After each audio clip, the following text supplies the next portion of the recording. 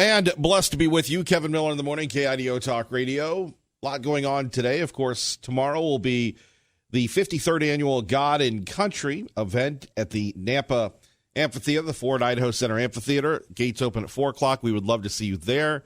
It's going to be a great time, and the first fireworks display as we get ready for the July 4th fireworks season throughout the Treasure Valley. Joining us now is Professor Bruce Fronin. He is the author of Coming Home, Reclaiming America's Conservative Soul. Dr. Fronin, good morning. Good morning. Thanks for having me. So where have we lost our soul? Where? I don't think that we have lost our soul. I think that our soul has been taken from us. That's why, the title of the book is Coming Home, and the argument in it really is that the mainstream of American culture of our lives hasn't changed. We've just been torn away from it by these elites, whether it's in universities, in education, in Hollywood, and in Washington, D.C. They've been telling us for decades now that we're the sort of illegitimate stepchildren of a progressive nation. And deep in our hearts, most Americans know that's not true. And my co-author and I, what we're really arguing is we have to just recognize that that's not true, and we have to act on it, and we have to take our own country back. Well, we have other people seeming to take it from us when we're looking at the current crop of Democratic presidential candidates. It's amazing that socialism is mainstream. How did that happen? That happened because liberalism has been torn apart from its conservative roots. For a long time, these trends have been held in check by the basic conservative nature of America, which is faith, family, and freedom. But ever since the 60s, we've been told increasingly that that's crazy, that's racist, sexist, and homophobic. And liberalism has increasingly not had to address that. And when liberalism is cut loose from these moorings, it gets crazy. And we're seeing that now with what can we do as far as the pandering of these candidates? Yeah, the pandering, it's sort of odd because I don't think it's going to work. I actually take a little bit of hope from the fact that the Democratic base is small but very, very vocal. And you have all these candidates yelling louder and louder for crazier and crazier policies. And I think what's happening is it's waking Americans up to the kind of danger that these folks really present to our way of life. That's how we got Trump. That's how we're probably going to get more Trump. And that's something we can all coalesce around in fighting for our own homes back. On the other hand, you have people saying that America is more diverse, Christopher Columbus is bad. You have popular culture where we're teaching people how bad the settlers were. I mean, where is our educational system in all this, sir? It's at the center of the problem, and it's unfortunate that we've allowed that to happen. But, I spent the weekend with a bunch of academics and some students from other countries, and it's amazing when you talk to these folks how lucky we really are in this country. With all the problems that happen because of the Common Core, because of the No Child Left Behind, because of all these centralizing educational programs we've got, they're just trying to do what's already been done in countries all over the world, France, England, even Brazil, where all of your educational curriculum is handled from the capital, all by these elites. We have homeschoolers. We have parochial schools. We have independent schools of various kinds.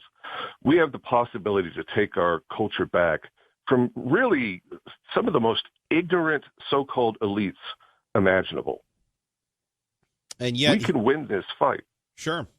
What do you make of people vilifying conservatives? Here we are on KIDO Talk Radio. We're talk radio and such, but people say, talk radio is too extreme. That extremist views, short-sighted, that sort of thing. And then people find themselves, well, I don't want to speak out because I'll be people will call me names. People will call you names, and it's getting to the point where people will try to cost you jobs. And that's a sign just of how intolerant the supposedly tolerant left is. They've always really been this way. They just didn't have power before. And I think it's unfortunate that we're letting them have this power. And I think there really is reason for people to worry, but we have to step aside from the big institutions that are doing this to us. We have to defund the universities. We have to take back our educational system at the local level.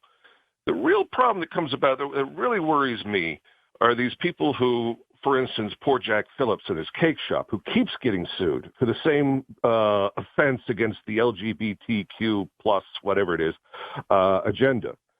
We have to be more willing to partner with some really great legal foundations, Alliance Defending Freedom. There are a number of them out there. We have to be willing to take the shots, and we need to punch back twice as hard. What that means is we sue them.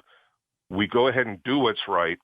We got to find people who will help us to defeat this wherever we can. And sometimes that's going to mean we're going to be sued 3 times for the same thing. Well, it's almost like they just want to, well, not almost, they want to ruin you economically. They do. Yeah. They want to force you out of the business. And if you talk to these people, they will say, well, that's the price of doing business. If you want to be a baker or whatever it is in this country, you have to abide by. And then they list a whole set of political principles you have to buy into as if we were some sort of socialist country. And that's not America. No, indeed. When we talk about reclaiming conservatism, coming home, reclaiming America's conservative soul, Dr. Fronin with us. Kevin Miller in the morning here on KIDO Talk Radio. Let's get to some of these questions. What exactly is conservative these days, sir? Conservatism these days is the same that it's always been in terms of its basic principles: faith, family, and freedom. These are the principles. This is the way of life that's always been at the heart of America and really good cultures everywhere. The other thing that is, though, is it's a recognition that we have to look to the people who came before us for guidance in how we live. It means having an understanding of our history. It means valuing where we came from. And that's what we've sort of lost over the last few decades, because the official conservative movement, Conservatism Inc., a lot of us call it, became all about Wall Street instead of about Main Street. And that's been our internal problem. We need to reconnect with some pretty basic principles. Well, that would be forthcoming. What do you make of the social media influence? I'm just looking here at one of our sites, and we've got this knitting site banning support of President Trump on their platform, a knitting site saying no Trumpers. Right. Who knew that knitting was such a den of radicalism, huh? Right. But I think it's just a sign that a lot of people can't separate different forms of life, and that's really what the left is after. They want to turn everything into politics. But social media, unfortunately, because so much of it is, if not anonymous, then at least so distant that it might as well be anonymous, it allows people to behave in ways that they wouldn't dare in a face-to-face environment. And we just need to put it back in its place. It's like any other new form of technology. We have to recognize that there are limits on it. And finally, my own view is that the crazy thing is what we allow on it. Right. 50 years ago, the idea that we allow pornography to be basically beamed into our libraries so that little kids can get it, we'd recognize that for what it is. It's just insane. Well, let's get a little uncomfortable here. The impact the impact pornography has had on us as a culture. You know, I work at a radio station. Most of the people here, progressive, liberals, uninformed. And, very open about their, in my opinion, their deviancy, whether it's porn or something else. And you think to yourself, that's really not reflecting the values of America. And you can't tell me anywhere where pornography has had a positive effect on families or people. No, of course it hasn't. But then progressivism is not about the family, right? It's about individuals. It's about doing what feels good. But the basic recognition we always used to have, and of course pornography, there's no place in the Constitution where it's protected. It just isn't. That's not what they were talking about when talking about free speech. But the idea that we can't have even a public square that's safe, the idea that we can't agree to keep it away from the kids is what's truly frightening. These young preteen drag queens that they're now trotting out, the idea that we can't protect our kids from this dreck is what really shows how extreme the other side is. Well, let me dovetail on that. When we have all of a sudden a 6-year-old saying that they want to be a transgendered person when they can't write in cursive yet is beyond me. Yeah, and it's a sign that really folks are trying to recruit for their program. I mean, we've lost any conception of what the human person is. And a society that is that unhinged can't last long. But the thing I want to keep emphasizing, sorry, I don't want to go off on this too far because I want to keep emphasizing, most of us recognize that that's nuts. And yet we're just letting a few people bully us. Yet the media, and not here at KIDO Talk Radio, but the media would have us believe that the libs, the progressives, that's mainstream American, we're out of touch with these wacky, zany, un-American ideals. And the people that love conservatism, value traditional America, we're the bad people. Right. And that's exactly why we need to come home. And what that means is, one of the most important things that's finally being talked about is breaking up these tech companies. America has a way of dealing with bullies. We've had them before. And what we do is we use antitrust programs, we use the competition in the marketplace of ideas, and we confront them. We can't allow, whether it's Google or whether it's Amazon, to control the market for YouTube and Google and so on, to pretend that they're not participating in a political campaign. It's time to break them up. If people want to get your book, sir, what can they do? They can find it at encounterbooks.com. They can find it online anywhere, even at Amazon, the source of many things good and many things evil. Well, we appreciate you coming home, reclaiming America's conservative soul, co-author Dr. Bruce P. Frohnen. Dr. Frohnen, thank you again, sir. Appreciate you having me. All right.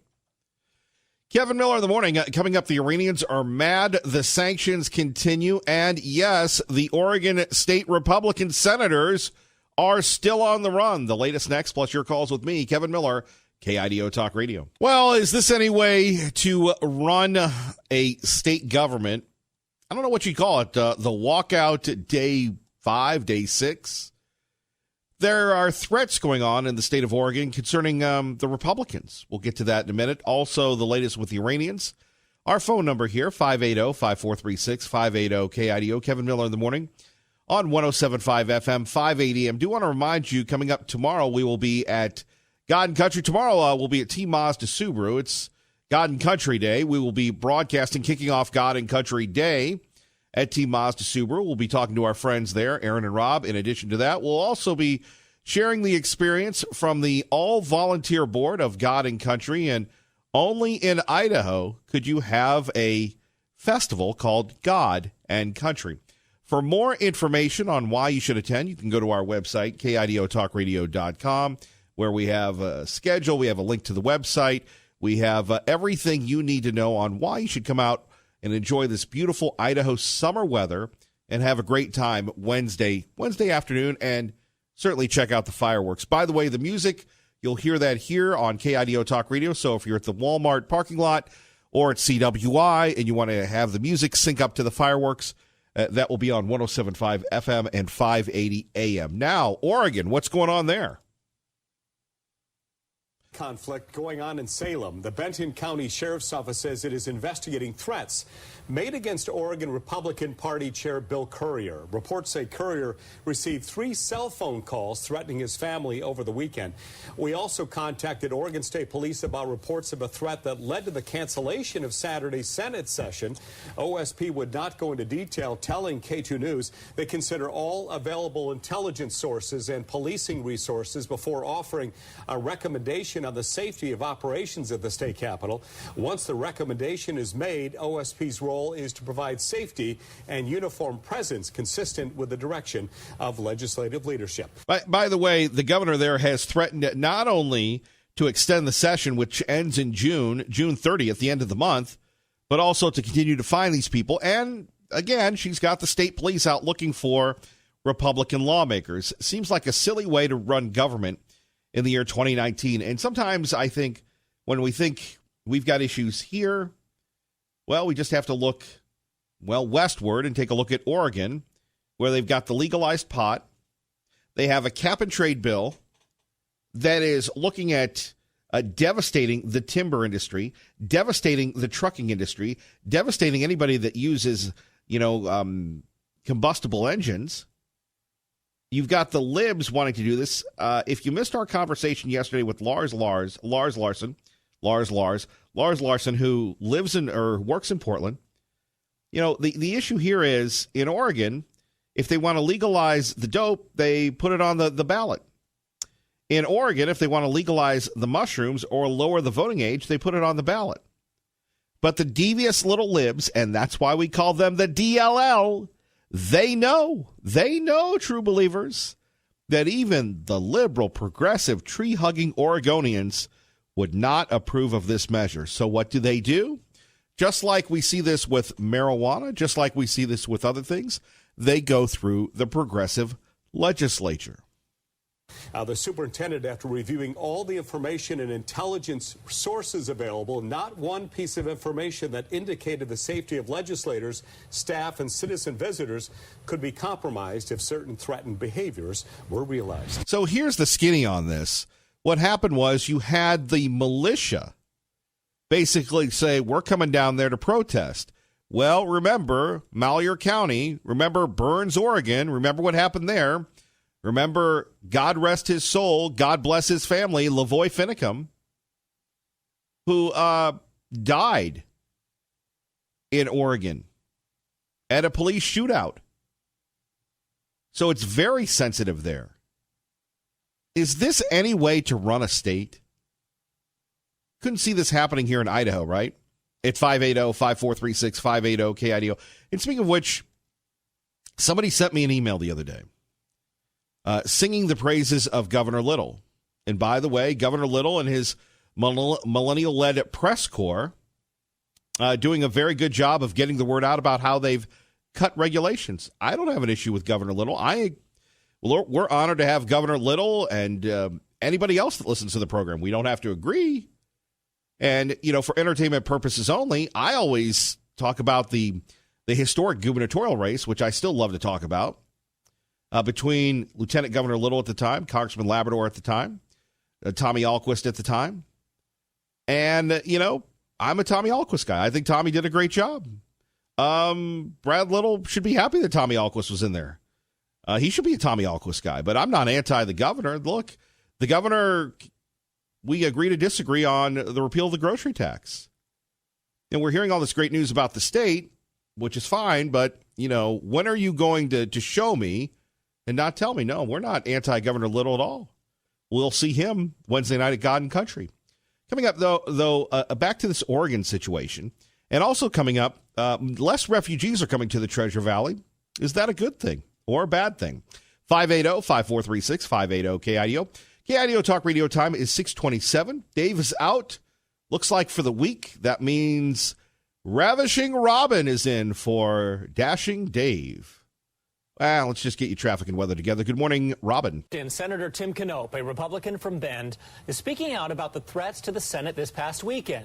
He said, quote, even in the midst of our current legislative dispute, the Oregon Senate must stand together against these types of threats and heightened rhetoric. An attack on one of us is an attack on us all. He went on to say he is grateful for the security from Oregon State Police. Now, we asked voters whether they think Oregon's Republican senators should return to the state capitol in Salem. And we'll get back to that. But at 580-5436, 580-KIDO, here you have a state, one of the most prosperous, but one of the most liberal. If this is not proof that liberalism, that progressivism doesn't work. Look what happens when you put in an ultra-liberal governor. Look at what happens when you have semi-conservative senators. And I can't even say semi. You have Republicans that say this carbon tax is going to destroy the timber business. It's going to do what happened to Idaho. It's going to do an Idaho on Oregon. We're not going to stand for it. We're going to do the right thing. And if we thought that this couldn't happen in America today, my brothers and sisters, think about this. Did you ever think that Idaho would become a sanctuary state? Now, we're not joking about this. Oregon state senators, the Republicans, are welcome to come here and live at the broadcast center. We got a couch. We got a shower. We got the Ram next door. We've got we've got cable television, all and we've got leftover food from the Boise Music Festival. Anything you need to feel comfortable. I mean, really, isn't that what we're trying to do, is give sanctuary to people that are oppressed? And these are people that are here legally.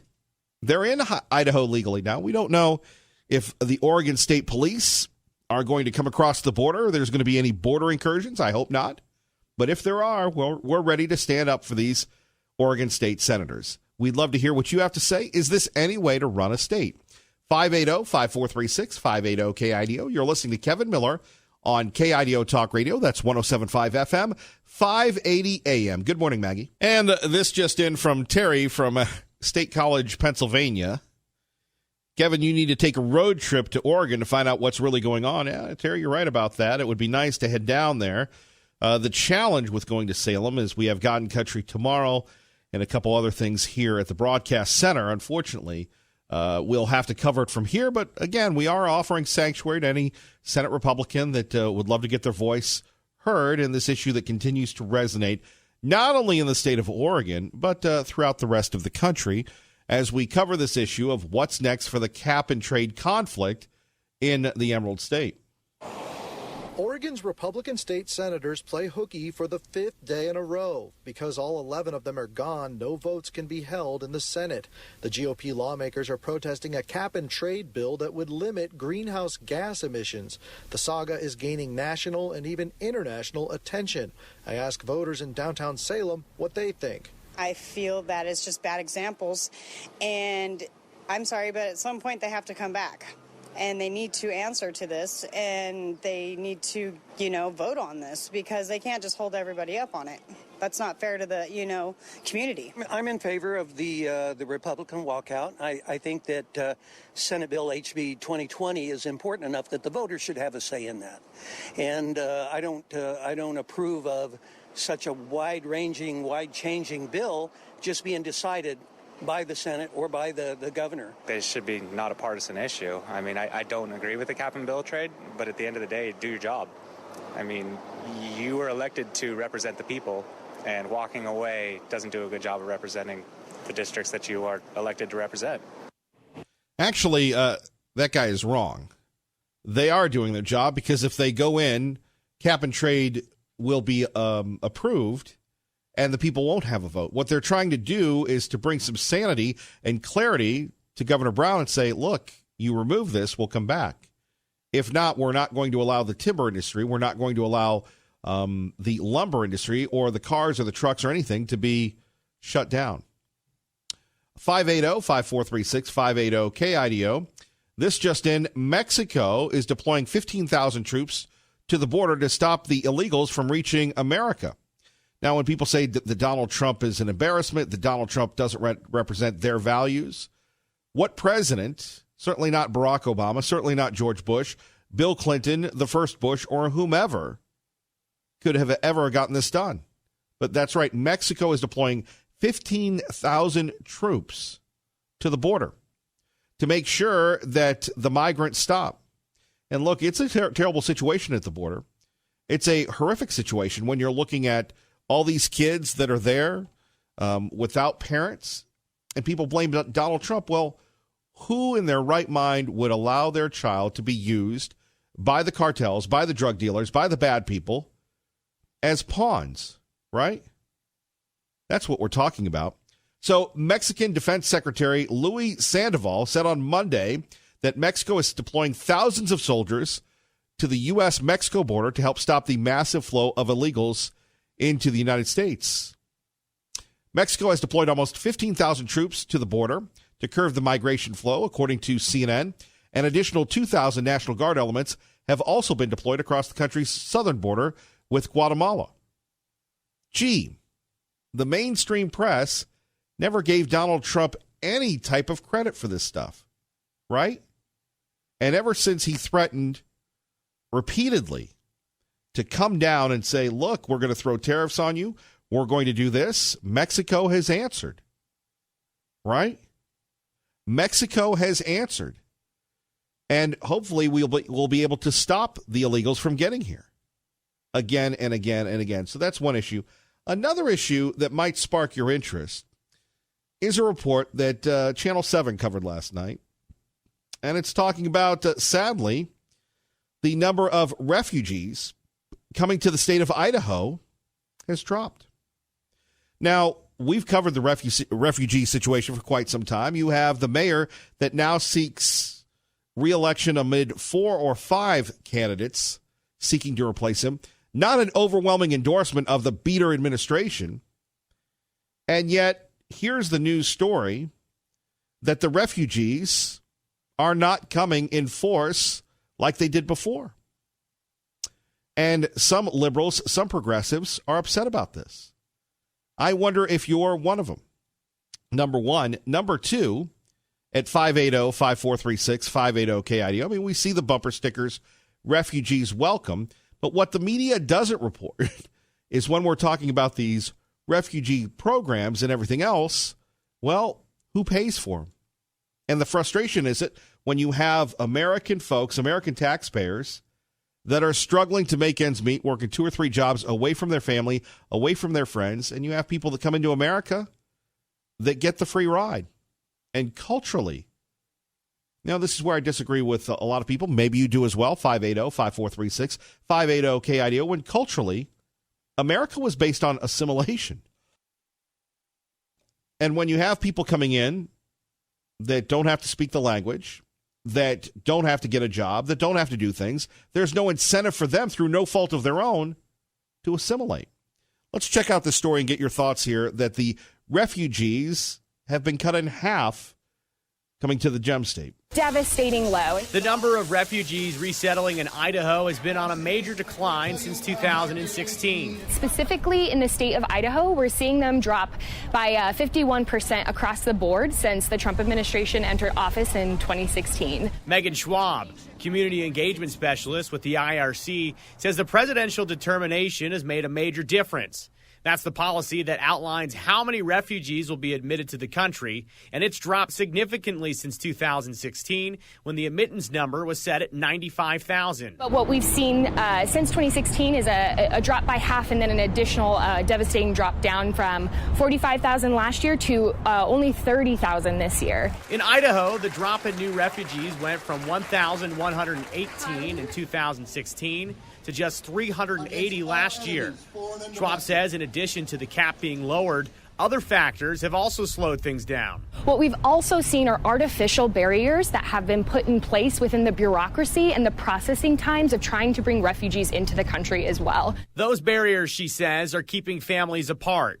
While some people seeking refuge have already moved to the U.S., other family members are having to wait. And there's no reason for it. They've been through the process, they've been approved, vetted, secured, and they're just not getting the ticket to fly here and rejoin their families. Well, who pays for this? Is it the refugee people that pay for it? The refugee group?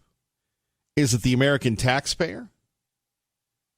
You know, Donald Trump was brought in to stop the refugees from coming in, to reform the immigration system, not based on families, but on merit, which is just in just about every other country on God's green earth, right? Now, if you say, I'd like to have people properly vetted before they come into this country, well, then they'll call you every name in the book. Remember what happened in Twin Falls, that huge controversy there. Sadly, I feel the pain of Twin Falls sometimes when I think of people that came in there. I love Twin Falls. Twin Falls is the greatest. They got their run on national media and then moved on. No commitment to the community, which Twin Falls and every community in Idaho and across the country deserves better. But here we have the president who promised he was going to stop the flow of refugees coming in, and he has. And you have the people from the refugee situation organization. They're mad. They're upset. I think you have to assimilate people. I think you have to have people come in and want to be in America. And yet you have enclaves now within the city of Boise that are very different. Now, and some progressives think that's great, while others would be more candid and more honest with us and say, that's not my America. The IRC says that fact is one of the biggest human impacts of the drop in refugees resettling in Idaho and across the country. certainly the pain of families who are living here waiting for their loved ones to reunite with them is that first human impact that is really hard to quantify, so hard to measure. And there we have it from Channel 7. But at 580-5436, 580-KIDO, it's not as if everybody has a right to come to America. People coming in illegally, people trying to game the system. The president, one of his campaign things, we're going to stem the flow of the refugees coming in. And he's done that in Idaho. Max in Garden City with Kevin Miller on KIDO Talk Radio. Max, good morning. Good morning indeed. It's a beautiful morning. You know, I have a fairly simple solution, well, not total, but partial solution to the assimilation issue. When a person immigrates to this country, they're given a green card. This green card is called a permanent resident permit, and it lasts for 10 years. It's renewable. My thought is, if you come to my country on a 10-year visa and you have not sought citizenship within those 10 years, we're not going to renew your card. We're going to ask you politely to go back home. 10 years. My wife has been in this country 2 years, and she's already begun making tracks towards citizenship. You can be citizen in 3 to 5 years, depending on a lot of little factors. So if you don't become a citizen in 10 years, then why don't you pack up your whole kit bag and go home? What do you think, Kevin? You know, I agree with you on that. It's interesting, though, that you have the coverage here, people bashing the Trump administration. This is what President Trump said that he would do. He said that he would stop these folks from coming in. And in the face of an onslaught, the president is slowly but surely getting it done. Unfortunately, the snowflakes still have one argument, which has no water. But they always say, well, you know, it takes policies years to change. So this is really a result of Obama. They're not thinking. They're just spitting out a stupid talking point that is so easily destroyed. Don't they make you crazy? Agreed. Sometimes it's like having your head slammed in the car door over and over again. I found a lady with a refugees welcome sticker a couple of days ago, and I just said, I agree with you. We should welcome these refugees. I said, can you put them up in your house or rent them an apartment? She saw that coming, walked away without saying a word. People, put your money where your mouth is. Let the president do his job. And by the way, Viva Mexico. Good for those guys. They're standing up and they're helping themselves and us at the same time. That's because our president put the pressure on. You see what's happening in Mexico. You're right. Yeah, I mean, this has never happened before. Mexico had no incentive to spend the money. The president said, I'm going to put a tariff on you. Bam, Mexicans are out there in force. Oh, quick thing, you read the news. Whenever the news talks about the Mexican army, the Chinese army, any foreign military, they always say paramilitary. They use the word paramilitary to describe foreign police forces and military. They use paramilitary to describe an aircraft carrier. I think that's one of their little buzzwords that somehow lessens the authority of that group. Max, thank you for the call. Pro-Life, good morning. You're on KIDO Talk Radio. Yeah, you know, Islamic people are not, Islam is not compatible with anything else except itself. Because if you believe in Islam, then you believe that Sharia law is the only kind of law that there should be on earth. So therefore, you cannot really take a vow to support the United States Constitution like other people do. And you will always defer to Well, if that's Islamic the case, law. then you wouldn't have people of that faith in the military. You wouldn't have people of that faith in mainstream American culture. You wouldn't have people in that faith that are good Americans. You would disqualify them based on your perception of their religion. No, it's their perception of their religion. They do not. Now, if you're a faithful Islamic person, you will only accept Sharia law. Now, every person that's Islamic, they learn from a child that you can be executed by some other Islamic person if you leave Islam. Now, I say that kind of religion has to be quarantined, has to be cannot be compatible with anything else. And that's our big problem. And the people of the Western world don't realize that that is the psychological background of all of those people. Because if some Christian missionary, Hindu missionary, some other kind of religion comes to those kind of people, they don't want to hear it. They don't even consider it, because they know back in their background that they learned that they could be executed. And so they don't even if they're not very interested in Islam. Now, that's the big problem. And so if a person wants to reject Islam and our country says, okay, we will protect you against Islam, if somebody's going to come and execute you, we have to change the whole culture of our look of Islam. And we're not doing that. People don't even realize it. I'm one of the few people, well, there's a bunch of us that realize that, but, we don't get on the radio, but I do. Well, let's go back to the thank you for your unsolicited comments about the religion of Islam. Now, let's go to the president cutting the refugee things. Do you agree with that? Oh, yeah. But he should have gone further and had military on our side of the border and military on the Mexican side of the border. But he's just somewhat afraid, of the posse comitatus kind of law that says that you can't use military in the United States. Well, he needs to just do it anyway. But, no, I think the president he's a little bit late in doing this. He should have been doing it sooner than this. I hope Mexico's being totally tough and sincere in stopping the refugees because they're not even refugees. They're just economic seekers coming from Central America to here. And, they're saying they want asylum. Well, if somebody says they want asylum and they're lying about it, they should be barred from the United States forever. My goodness, thank you for the voice of tolerance. Let's get back on schedule, shall we? 580-5436, 580-KIDO. Refugee settlements in Idaho have been cut in half thanks to President Trump. Your thoughts on that? 580-5436, 580-KIDO. You have the refugee people saying that this bureaucratic red tape is hurting Americans. Yet, on the other hand, during the Obama administration, we had more refugees than we could handle. We'd love to hear from you next.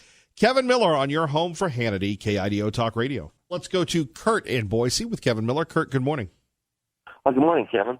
Hey, I just want to agree with you that I think President Trump and cutting the refugee population in half is a great idea. What do you make of that, that it's a news story? That's what he was elected to do. Yeah, well, everything, for all the stuff the poor guy's gone through, man, they've been after him since the day he was elected. So if you had Congress and the Senate to work with, he could have got a lot more stuff done, But, politics are politics, but it's finally starting to happen, and I think it's a great move. I think it's great that he put the sanctions on Mexico, and they're finally starting to do something to help us with all those problems because... You're right, Kurt. Thank you. Appreciate it. Good morning, Robin.